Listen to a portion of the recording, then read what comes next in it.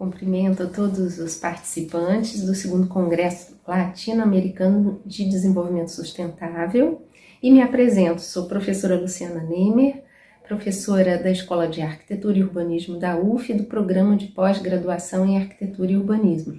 A ideia de escrever o nosso artigo, Sustentabilidade, Conceitos e Aplicação na Arquitetura, partiu em conjunto, a princípio em conversa com meu orientando Felipe Gustavo Silva, de mestrado, que já trabalha com o tema, e aí também consultamos a Flávia Costa, que defendeu o mestrado dela no ano passado, também relacionando sustentabilidade e habitação.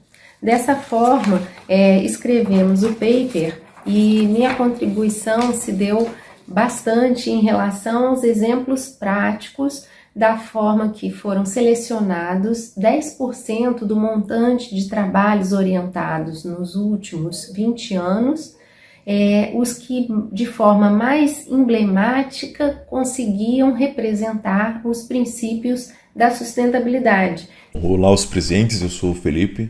Então, iniciando o trabalho com a introdução, na Revolução Industrial marcou um período de grandes transformações da sociedade e a fumaça era vista como um sinal de avanço e prosperidade. Porém, somente em 1972, com a publicação do relatório encomendado pelo Clube de Roma, também conhecido como relatório Meadows, que se começou a discutir de forma mais abrangente os limites do crescimento econômico.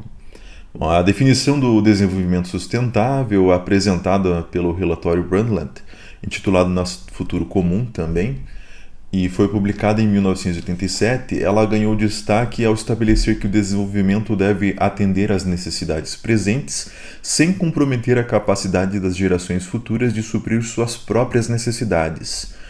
Bom, no entanto, o conceito de sustentabilidade ele é um campo ainda em disputa. E apesar dessa falta de objetividade, a sustentabilidade continua sendo associada de forma positiva e nós trataremos aqui dessa maneira, sem perder de vista os vieses por trás de cada intenção. Atualmente, se observa um crescente interesse pelas questões da sustentabilidade nos trabalhos de conclusão de curso em arquitetura e urbanismo. Bom, e o objetivo geral da pesquisa, então, seria refletir o impacto do conceito da sustentabilidade, destacando 8 princípios e demonstrando sua aplicação na produção de trabalhos de conclusão de curso, os TCCs, por um recorte de estudantes da Escola de Arquitetura e Urbanismo da Universidade Federal Fluminense. Os objetivos específicos são abordar a formação das bases para a sustentabilidade, explorar a trajetória da sustentabilidade na arquitetura e as agendas mundiais, expor os TCCs de arquitetura através de 8 princípios da sustentabilidade, e a metodologia da pesquisa inclui as fontes secundárias, primárias, livros, artigos, além dos TCCs, como amostra representativa desses princípios da sustentabilidade. Os 8 TCCs eles representam cerca de 10% do total das orientações realizadas ao longo de 20 anos da professora Luciana Nemer. Bom, então a conscientização sobre os danos ambientais ela teve o início na década de 60, 70, quando surgiram os movimentos e os debates em torno das questões ambientais. Em 1972 foi realizada a primeira conferência da ONU sobre o meio ambiente e nesse evento diversos países se reuniram para discutir os problemas ambientais, tanto globais como também buscar soluções conjuntas. Em 1987, o relatório Nosso Futuro Comum trouxe à tona a noção do desenvolvimento sustentável e essa definição se tornou uma referência e influenciou a agenda global da sustentabilidade. A Eco 92, realizada no Rio de Janeiro em 1992, foi adotada nessa agenda a Agenda 21. A conferência mostrou a importância da participação de diferentes setores da sociedade na busca por soluções sustentáveis. Em 2015 foi adotada a Agenda 2030, que apontou também os Objetivos do Desenvolvimento Sustentável, estabelecendo os 17 objetivos e 169 metas a serem alcançadas até 2030. O professor Asseurad já definiu nas suas pesquisas que a sustentabilidade não é um conceito, mas sim uma noção, né, que reflete a sua abrangência e as múltiplas, né, dimensões que envolvem essa noção. Um dos desafios enfrentados é o que, embora haja um crescimento das fontes sustentáveis de energia, o consumo de energia tem cada vez mais aumentado, né? E nesse aumento surge dentro do setor de grandes projetos relacionados, né, à sustentabilidade, oportunidades que não podem ser descartadas. E a demanda por soluções sustentáveis, elas podem impulsionar a inovação e a criação de novos negócios, né? Como eu havia falado anteriormente, esse é um campo em disputa e, de certa maneira, existe um embate entre economia e consciência ambiental. E, além desse embate, ainda há o discurso ecológico verde, né? o discurso do marketing verde, que muitas empresas utilizam essas estratégias apenas como ferramenta de marketing e forjam o interesse com a busca de um futuro mais sustentável, direcionando apenas para os ganhos de lucros financeiros, né? O que nós também chamamos de greenwashing. Então, para compreender o conceito de sustentabilidade, é essencial considerar as dimensões e os indicadores relevantes, né? O sociólogo britânico John Elkington, ele propôs o conceito de triple bottom line, né? Que são pessoas, lucros, né? E o planeta.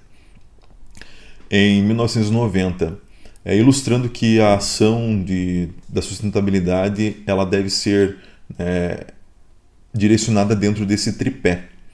Então, além disso, Sachs, né, acrescentou a dimensão espacial e cultural no esquema do Elkington.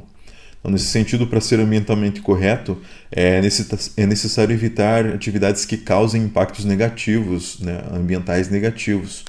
E requer que as empresas continuem a gerar lucro, mas de forma alinhada à preservação ambiental e o bem-estar social, e na valorização dos direitos humanos, a inclusão social e a redução da desigualdade. Nesse sentido, alguns indicadores são importantes, né, para avaliar o impacto humano sobre o meio ambiente, e a pegada ecológica e a biocapacidade são alguns desses indicadores. A pegada ecológica ela mede a demanda de recursos, né, a capacidade de regeneração da terra, e a biocapacidade ela representa a capacidade dos ecossistemas em fornecer recursos e absorver os resíduos gerados pelo ser humano.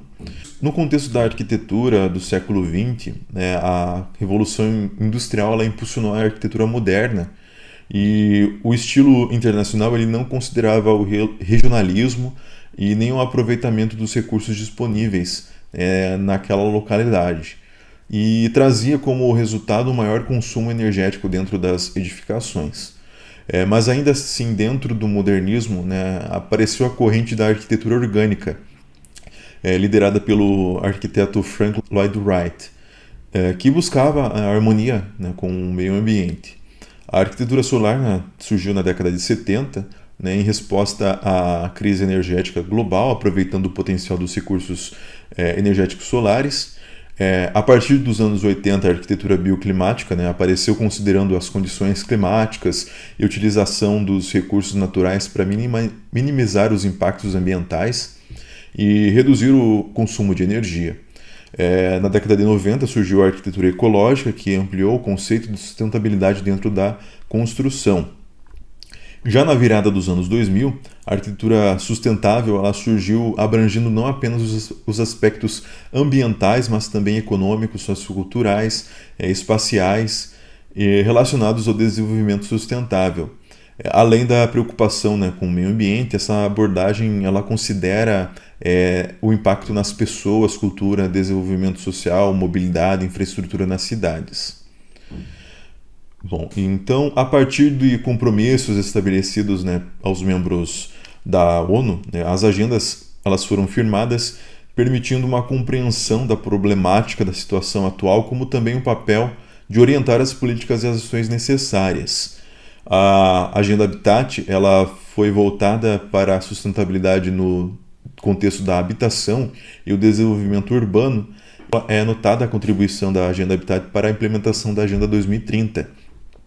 E o alcance das metas estabelecidas para a ODS 11, onde nós inserimos esse artigo, as cidades e comunidades sustentáveis, elas permeiam essas questões e auxiliam o entendimento de como agir dentro da habitação e do desenvolvimento urbano.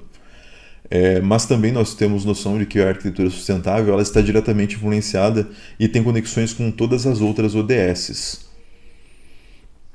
Bom, o setor da construção enfrenta desafios na produção das edificações mais sustentáveis e a eficiência energética é uma preocupação importante dentro dessa promoção. É possível se utilizar parâmetros, né, e dados fornecidos por bancas de estudos, organizações especializadas. Esses índices e parâmetros específicos são fundamentais para analisar o desenvolvimento energético, né, de um edifício. Sistemas de classificação como o BREEAM e o LEED, eles surgiram para orientar e regulamentarizar, né, os sistemas construtivos. Além disso, ele premia e avalia o consumo de eficiência energética dessas edificações. Essas metodologias elas fornecem as diretrizes, né, para avaliar os aspectos relacionados à sustentabilidade, e isso incentivam práticas sustentáveis e soluções construtivas mais responsáveis. No Brasil, o selo Procel Edifica ele é adotado como uma ferramenta alternativa, né, para comprovar os requisitos de desempenho sustentável apresentados pelo LEED. Né? Dou continuidade à minha fala dizendo que uma mudança cultural é imprescindível na construção para que a gente chegue à sustentabilidade. E para isso a gente pode seguir alguns princípios específicos.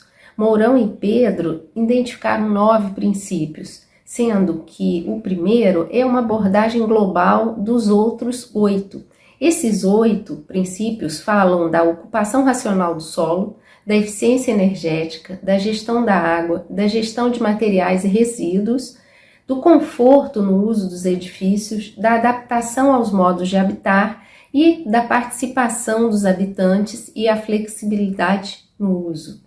Então, esses 8 trabalhos que eu apresento agora estão relacionados a esses princípios. O primeiro trabalho, identificado como o que melhor representa o princípio de ocupação racional do solo, é um trabalho do Espaço Gaia, né? É uma proposta para São Pedro da Serra, em Nova Friburgo, no Rio de Janeiro, que foi concebido por uma propriedade rural com distribuição racional do programa de necessidades.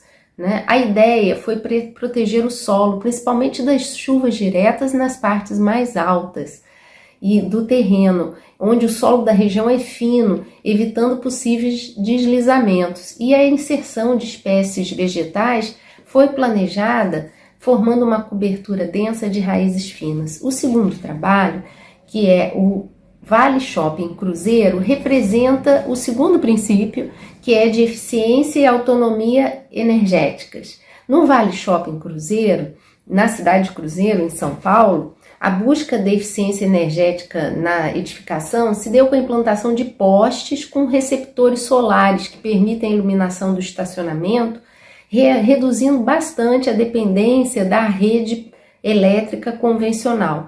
Além disso, a gente utilizou placas solares, 205 placas, para dar conta da iluminação das áreas comuns, né, os espaços internos.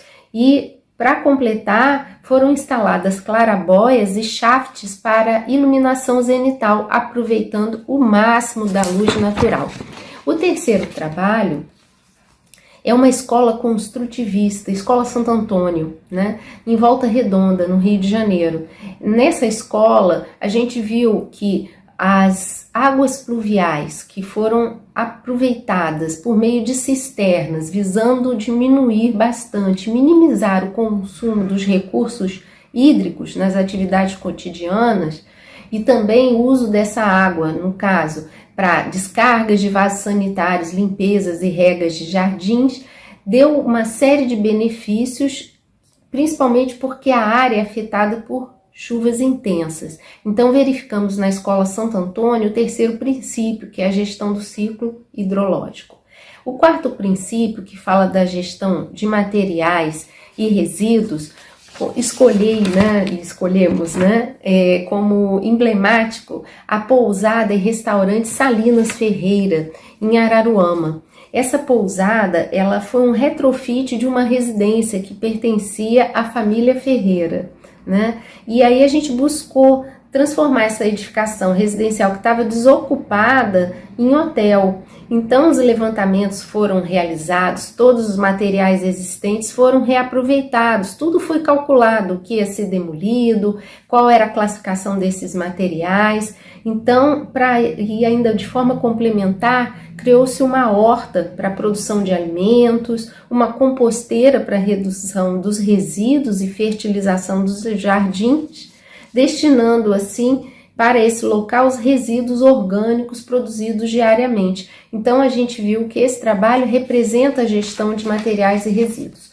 Um quinto trabalho que representou o conforto no uso de edifícios foi o projeto Casa na Encosta, do bairro de Itacoatiara, em Niterói, no Rio de Janeiro, uma residência familiar de grande porte, que seguiu os princípios de funcionalidade, acessibilidade, conforto ambiental, integração com o entorno, a natureza, técnicas construtivas de qualidade, baixo desperdício e baixo impacto ambiental, né? Faz uso de estrutura metálica, né? Viu a necessidade e a demanda dos moradores, futuros moradores, fez uma compatibilidade de uso, fazendo uma integração entre os espaços. Então, esse foi o nosso quinto exemplo. Como sexto exemplo, representante do princípio adequação aos modos de habitar, escolhemos a residência sustentável em Araruama, Rio de Janeiro, que demonstra uma adequação aos modos de habitar da família que, de fato, iria depois ocupar a residência. A escolha da localização viu a questão da proximidade com serviços, áreas urbanas, reduz os deslocamentos e aproveita a infraestrutura existente. O objetivo geral do projeto foi conforto para os moradores, reduzir os custos de manutenção e promover o uso consciente dos recursos naturais, demonstrando um modo de habitar mais sustentável. O sétimo princípio, a apropriação e participação dos habitantes, vimos que é um princípio bastante representado pelo projeto Habitação Ecossustentável de Interesse Social. Esse trabalho, que foi realizado em 2016, é localizado dentro do campus da UF, então permite uma integração da comunidade acadêmica, criando também um ambiente de aprendizado em sustentabilidade. Então, a educação ambiental dos projetistas e habitantes foi prioridade, então visando disseminar práticas sustentáveis, conscientizar sobre a importância da preservação ambiental, soluções adotadas, né, utilizando a captação de água de chuva para diminuir o consumo de água potável, energia solar e eólica, criação de uma horta, espaço de compostagem, plantios de árvores adequadas ao clima, são exemplos do que utilizamos nessa residência, projeto de 2016. E, por fim, o oitavo princípio de otimização da construção e flexibilidade do uso, que vimos bem representado no projeto Casa Brisa, em Arraial do Cabo, no Rio de Janeiro, que propôs uma arquitetura residencial unifamiliar de alto padrão, utilizando conceitos do regionalismo crítico. No projeto, foi praticamente modulado, enfatizando a integração dos ambientes. Entre os materiais utilizados, painéis de CLT, que desempenham um papel importante na construção, são versáteis, permitem a criação de edifícios para diversos usos e também permitem modificação quando necessárias. Eles podem ser combinados também com outros materiais, como estrutura metálica e de concreto, fornecendo flexibilidade e liberdade ao design arquitetônico. Bom, então, concluindo nossa apresentação, o setor de construção ele enfrenta desafios na produção de edificações mais sustentáveis. Os TCCs exemplificam a aplicação desses princípios da sustentabilidade em projetos arquitetônicos, demonstrando o interesse, dos estudantes em desenvolver projetos alinhados com a realidade atual. Então, essa postura é crucial, considerando que esses estudantes eles serão os profissionais responsáveis pelo desenvolvimento das cidades no século XXI. Então agradecemos à equipe do Congresso e a todas e a todos os presentes. E muito obrigado por assistir à apresentação.